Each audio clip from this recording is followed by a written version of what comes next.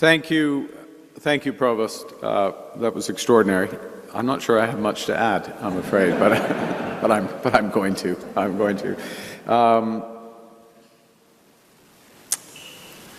Taoiseach, dear Micheál, Deputy Prime Minister Simon, Provost Doyle, fellows, students, distinguished guests, it is my brother. It is a great privilege to join you all here at Trinity College for this inaugural lecture named after or in the honor of a truly remarkable individual. After a lifetime of service, General John de Chastelain's seminal work was to come, which was to help forge and implement the Good Friday Agreement. Now, peace is never guaranteed. It cannot simply be signed into reality. It has to be brokered, built, and embodied by brave and compassionate individuals such as John de Chastelain. And it's my honor to be speaking today under the banner of your name. Thank you.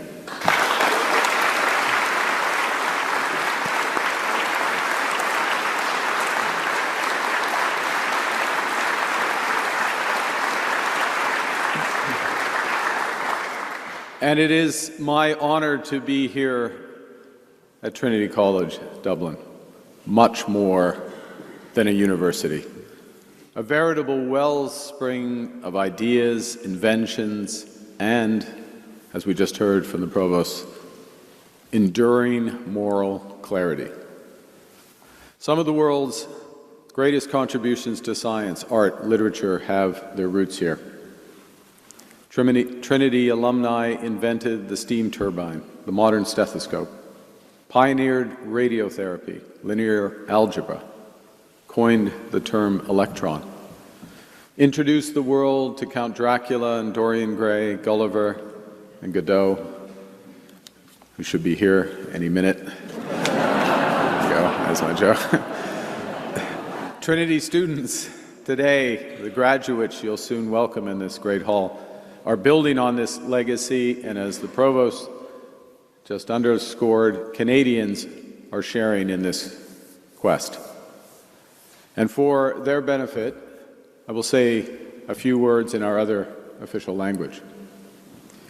Aujourd'hui, je parlerai de l'importance de la relation entre le Canada, l'Irlande et l'Europe, de notre vision transatlantique commune et unique, de choix auxquels nous sommes confrontés est déterminant, influent et une force pour le bien au cours du siècle à venir.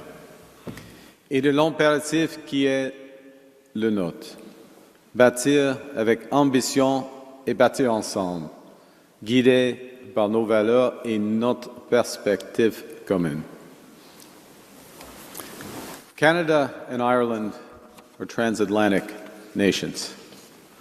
I'm going to call to mind a story my parents would tell me, and that many will know. 15 centuries ago, St. Brendan, the navigator, stood on Ireland's shore and looked west. He built a curragh, and with his companions set sail into the unknown, guided by little more than faith, curiosity, and a conviction that whatever lay west was worth discovering. Those early Irish voyagers realized the Atlantic did not separate worlds but connected them. Now, centuries later, as Western civilization went through a period of profound upheaval, Irish monks collected, illuminated, and preserved the books and the ideas that were being lost in the tumult. Plato and Aristotle for reason, Horace and Homer for poetry, the Book of Kells for prayer. That tradition continued here at Trinity, which became the center for the Irish Enlightenment. first as a refuge for debate and knowledge, but then as that beacon of wisdom and truth. In the classrooms, Irish authors, artists, economists, philosophers — I snuck economists in there, there must have been some — used ideas such as St. Brendan, or just as St. Brendan used his currach, to connect worlds. Now, in truth, it's not recorded whether St. Brendan and his companions landed in Canada, but let's just say that they did. But I can tell you that the first Irish person to officially make the journey was Ty Gobrennan of County Kilkenny, who arrived in Quebec in 1661. I will also note that his 11th grandson, Scott Gilmore, is here today. Come on.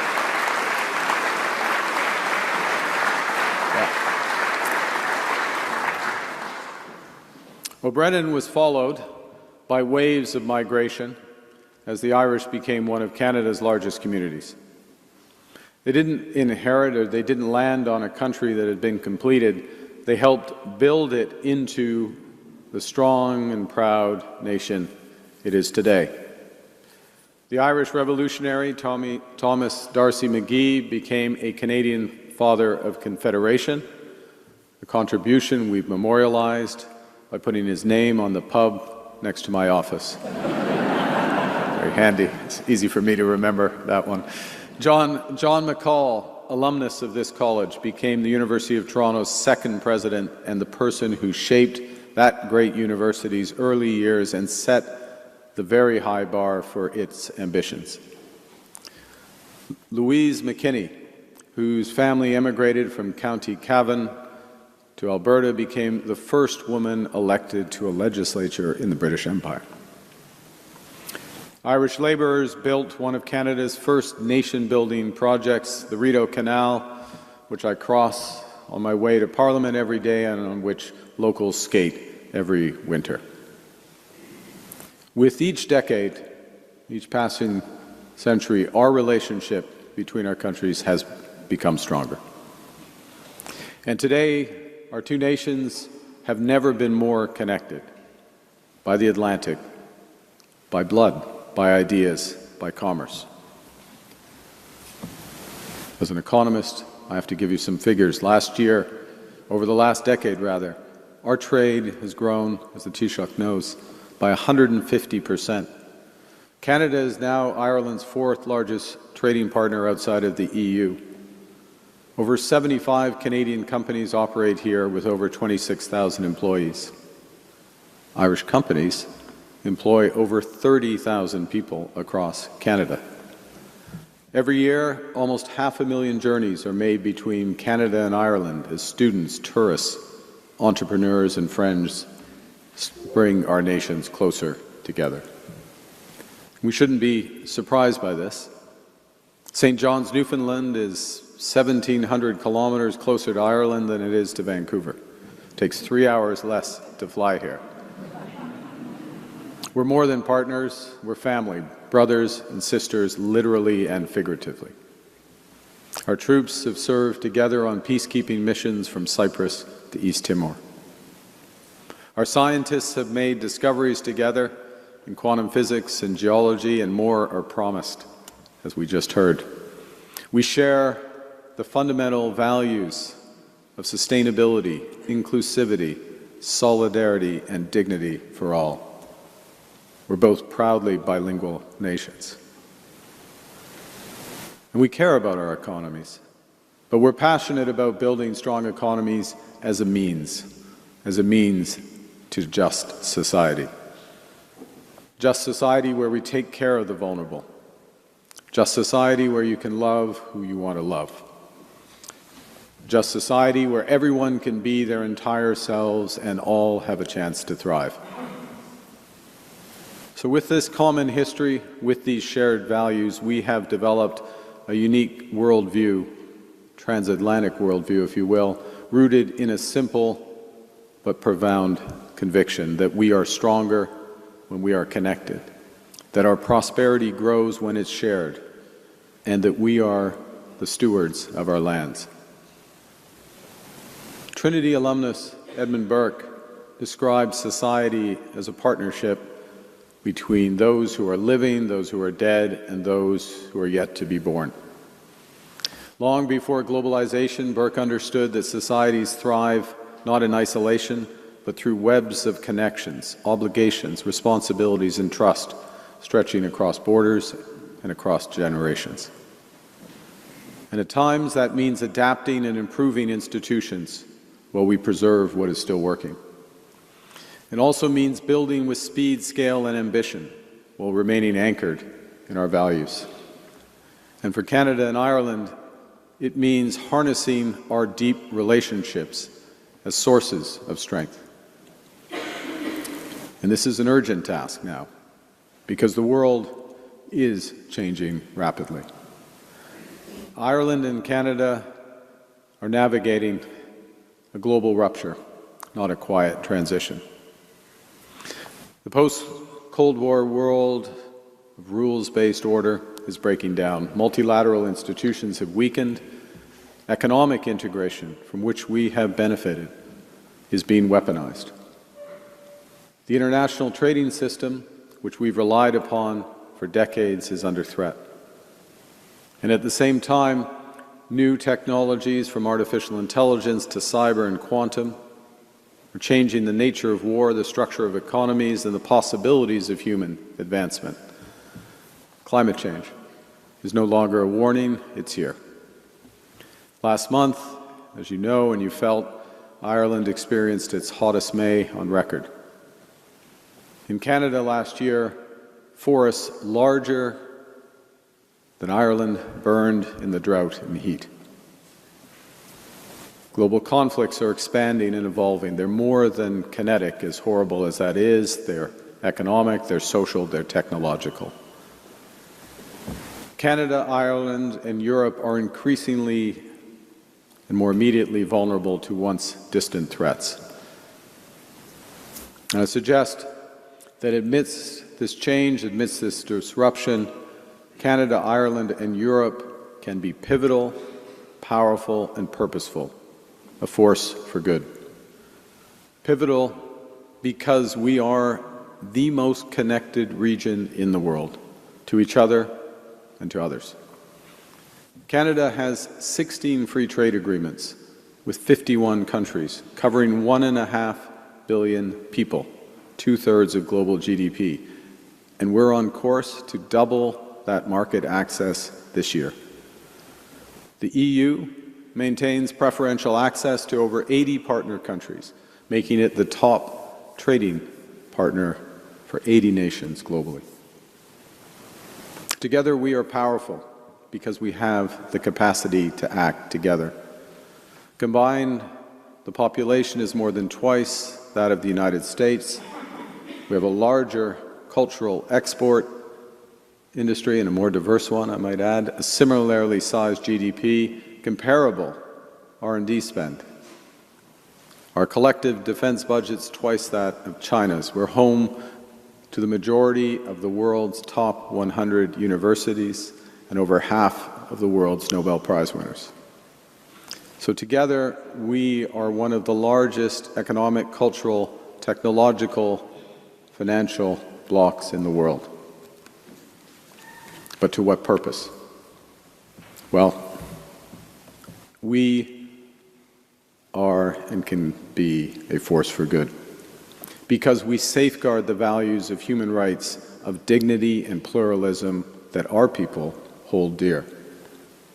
As with Burke's maxim, Canada and Ireland recognize our debt to those who built what we've inherited and our duty to those who will come after. So I'm going to make an analogy. Just as Irish monks centuries ago preserved, copied, and taught classical knowledge amid the Dark Ages, we must preserve and defend our values, our traditions, our interests during this rupture. For this to happen, we need to act. We need to build again as we did before. Back in the 19th century, 1866, engineers laid the first telegraph cable along the floor of the Atlantic from Valencia Island off the coast of Kerry to Heart's Content in Newfoundland. It was considered wildly ambitious, it was hugely expensive at the time, and all previous attempts had failed, but it pushed the boundaries of what was possible. It was a cable that made the modern world possible. A world where messages and ideas that once took weeks to travel by ship then could travel within minutes. We're now in a position where the 6 million printed volumes in Trinity College Library, the accumulated knowledge of centuries, in the time it takes me to finish this sentence, the entire contents of this library will have passed back and forth across the ocean more than 40 times. This is what becomes possible when we choose to build together with ambition. Now, to make all of this practical, let me highlight 3 principles to help us build the key elements of that new order that preserves and lives our values. And the first is to recognize that as the requirements for sovereignty evolve, so must we. Right now, many countries, ourselves included, are concluding that they must develop greater strategic autonomy. And the impulse for that is understandable. Because when the rules no longer protect you, you must protect yourself. And a country that cannot feed itself, fuel itself, or defend itself has few options. But in the 21st century, the economic security and prosperity of our countries extends far beyond food, conventional energy, and security, as important and as fundamental as these are. Today, sovereignty requires reliable access to semiconductors, to space-based communications. It requires unhindered access to artificial intelligence, the latest models for protection as well as knowledge creation, critical minerals, payment systems, clean energy technologies, vaccines. Now, because over decades, governments and businesses prioritized efficiency over resilience, we all have developed supply chains and trading relationships that create dependencies that can turn economic integration from an advantage, which is what it was, into subordination. And so Canada's strategic imperative is to build sovereign capabilities and resiliencies in these key areas. That starts at home. We're fast-tracking $1 trillion of investment in energy, AI, critical minerals, new trade corridors.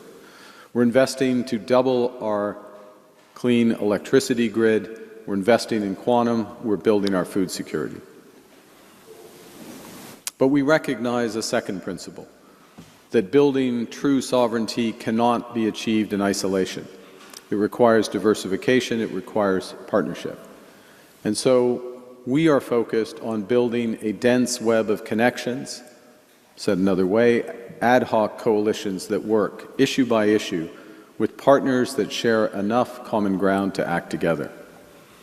And that's why Canada was the first non-European country to join the EU's Safe Defence Procurement Programme. It's why we've signed 20 new economic and security agreements over 5 continents in the past year.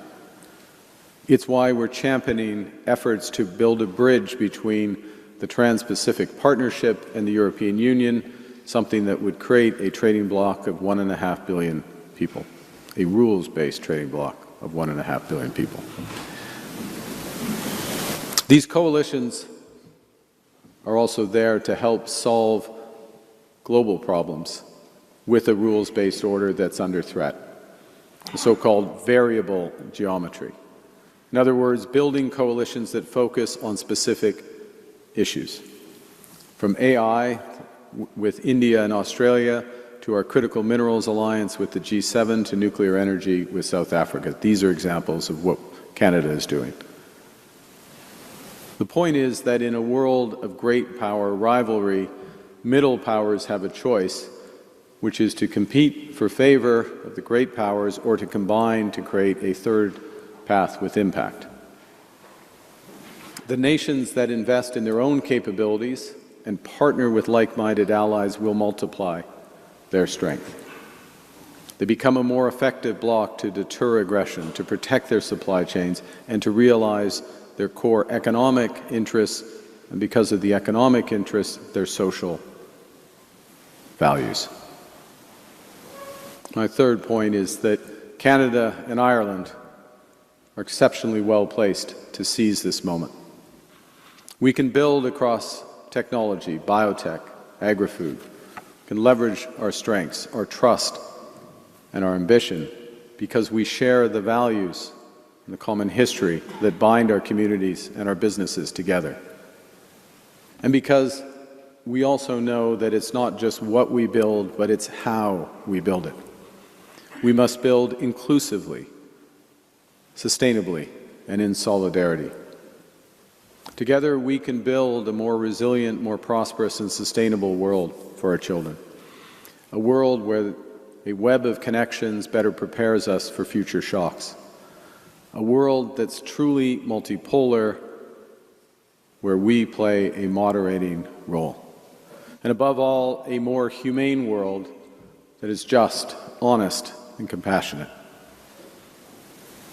So allow me to close this first de Chastelain lecture by a few humble reflections on the manner of the General's great achievement.